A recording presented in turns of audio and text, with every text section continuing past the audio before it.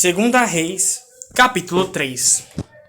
Jeorão, filho de Acabe, tornou-se rei sobre Israel, em Samaria, no 18º ano de Jeosafá, rei de Judá, e reinou por 12 anos.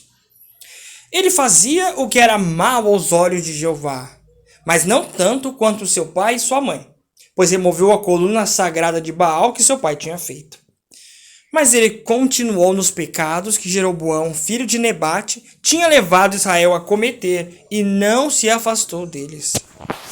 Mesa, rei de Moabe, era criador de ovelhas e pagava como tributo ao rei de Israel 100.000 cordeiros e 100.000 carneiros não tosquiados. Assim que Acabe morreu, o rei de Moabe se rebelou contra o rei de Israel. Por isso, o rei Jeorão saiu de Samaria e reuniu todo Israel.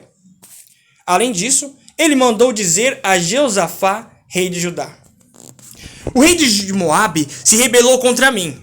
Você vai comigo guerrear contra Moabe? Ele respondeu: vou, eu estarei com você. O meu povo estará com seu povo. Os meus cavalos estarão com os seus cavalos.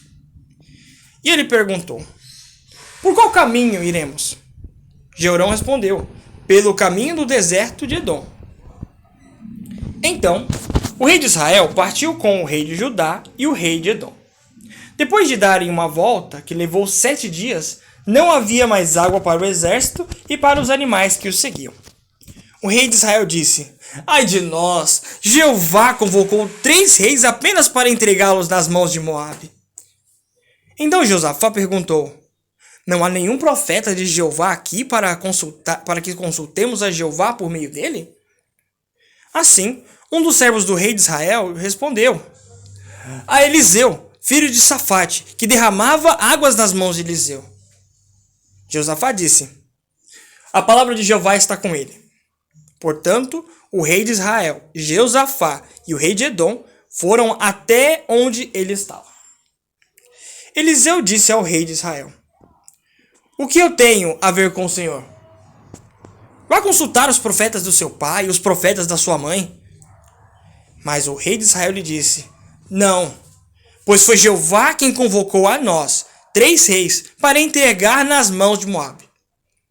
Então Eliseu disse: tão certo como vive Jeová dos exércitos, a quem sirvo, se eu não tivesse consideração por Josafá, rei de Judá, eu não olharia para o Senhor, nem lhe daria atenção. Agora, tragam-me um arpista.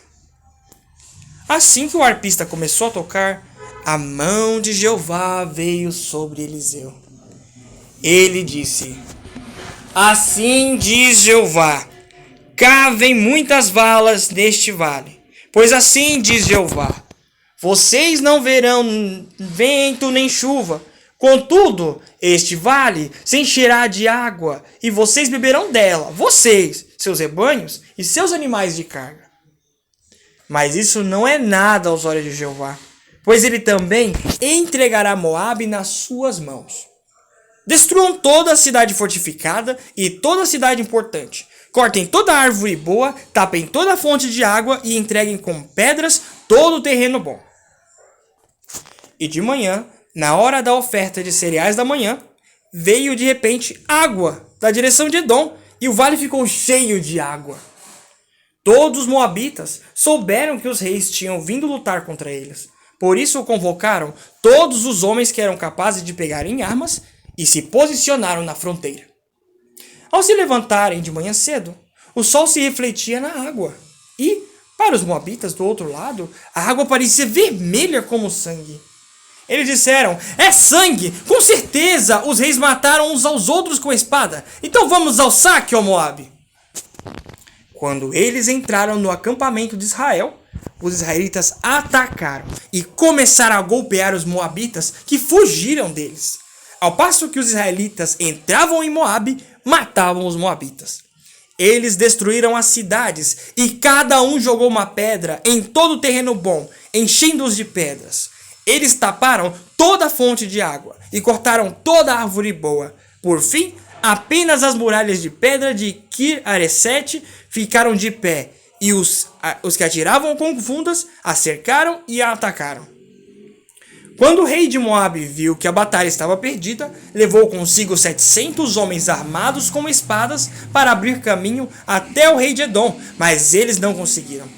Então ele pegou seu filho primogênito, que ia reinar no seu lugar, e o ofereceu como sacrifício queimado sobre a muralha. Houve então grande indignação contra Israel, de modo que desistiram de lutar contra o rei de Moabe e voltaram ao seu país.